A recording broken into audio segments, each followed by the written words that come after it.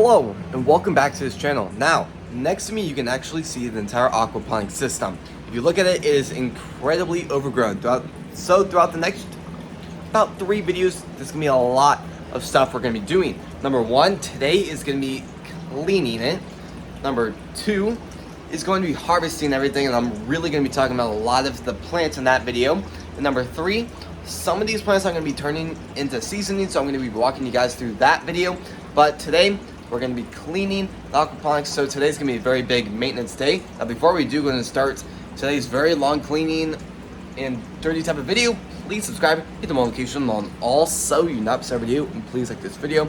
I will say, I'm going to be talking about a lot of information in the very beginning about really everything you need to know about it and how hands-on really cleaning it is. So before we do go and start today's video, let's go and start. Aquaponics. I will have to say, out of all the systems I've ever worked with in here, aquaponics might have to be the coolest, most hands-on system I've ever worked with. The only problem is the amount of responsibilities that come with that is huge. So I like to do this every 2 weeks. I like to just completely turn off the system. I take out the fish, put them in a little extra fish tank for a little bit while I can grab some towels, kind of clean the sides of it. I can take out all the snails, all of that. I can clean the heater. I take the biofilter and dump it into, and just dump it and clean it out. And I also take a lot of the other stuff outside to kind of power wash some of the junk out of it. So I'll do that at some point in today's video. But number 1, the first thing I have to do is I'm just gonna hit this and everything in it turns off. It's that easy for this type of a system. So you can now notice that a lot of the stuff is starting to go out. You can see how much junk, how much gross stuff is actually in it. So at some point today, I'll probably just take that outside and just blast water through it and try to clean it up as best as possible. Usually I don't take the hoses outside to clean through them, but at this point probably today I will. I also clean the rocks. Not a ton, but I rinse them out in hot water, let them cool off, and stuff like that. Then I put it back in the bucket. Make sure when you add water, make sure it's dechlorinized. I'll talk about that later in today's video, but other than that, I'm going to go ahead and take out the fish. I'll see you guys in a second once, for the most part, all the water is drained and I'm slowly starting to take apart the system. Alright, so far, I'm really draining a lot of the water. It's not going to completely drain, but the pump gets, for the most part, I'd say about 95% of it out. I will have to use buckets and some cups to get a lot of the rocks out into these, and then I'll clean them in a different area, probably outside or something. And then for now, it's all doing good. All the fish have been relocated to a different area. Now I will say, when it gets about to this level, I will do a very good search to make sure I didn't miss anything. I already did it a few times and missed a few snails, but luckily I found them, and I think for the most part I got everything out. I still will double check to make sure maybe I missed any snails that their shell really blended in with the rocks, but for the most part everything's already good. I'm gonna let it drain a lot longer, and then I'll see you guys when I get a lot more done. I'm going to go ahead and bring out and do all the aquaponics biofilter stuff now. Alright, I just cleaned a lot of stuff, cords all over. Definitely going to be a little bit of some time to clean up all this stuff. I will say, when I was doing this, some of the junk sprayed out of the cords or the hoses went all over the netting, so I guess I'm going to have to clean the netting too today. Wasn't hoping to do that and was crossing my fingers I wouldn't have to do that today, but there's another thing. So I'm going to go ahead and start hooking stuff back up together, and then I'll see you guys in a second once, for the most part, all the rocks are cleaned and I can go ahead and start doing everything else. Alright, well, I've so far done everything. I took the cover off. I'm going to have to clean that and wash that in a second, but for the most part it is ready for water to be added back in. The entire system is still off. Now I'm still kind of deciding on how I want the other 2 videos to be like, because harvesting will be very quick.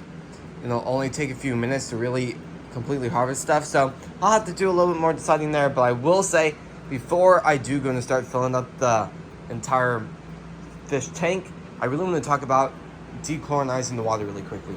There's a lot of my latest videos, I've had a lot of you guys comment for me to go a little bit more into detail about dechlorinizing. So wherever you're getting your water, at the end of the day, if you're getting it from tap, your sink, your bathtub, wherever you're getting it, it's going to have a very small amount of chlorine in it. And I will say, even 1%, it will drastically hurt the fish. So your goal is to get as much chlorine as possible and get that down to 0%. There's two ways you can do it. Either what I'm doing is, well, I'm actually doing it two ways. So number one, and usually I always have buckets full of water, you can dechlorinize water by simply just giving it 24 hours. Fill up buckets. I usually have 4 buckets completely full. Right now I don't, but yeah, sometime I usually recommend for that water to sit is usually about 24 hours for the least, while sometimes I recommend going 48 hours for the best results. I will say, if you don't have that amount of time, or let's say you just emptied, like what I did today, let's say you completely emptied out your fish tank, and then you realized, oh no, I completely forgot to fill up water and dechlorinize it. That's still fine. You can get this pH down. It adjusts the pH to 7.0, but it also removes chlorine, ammonia, and some other stuff. So I will say that's another thing, and usually when I don't have enough water, I usually do that. Now I will say, when you do use that, don't put the fish in that water quick. Let that circulate through the entire system. So usually when I do it, I usually let the water circulate for about an hour to a few hours. So I'm going to go ahead and do that. Obviously, I'm going to have to do that today because that's not enough water. Really, 2 buckets will fill up the reservoir and the bottom filter. So I'm definitely going to have a lot of buckets for the main tank, but other than that, I will say it's all good. I did this about 2 weeks ago, and I will say I made a huge mistake, one of the biggest mistakes I've ever done. I forgot to move this facing this way. The reservoir pump hose system goes through this. So when the arrow is facing that way, it goes to the reservoir.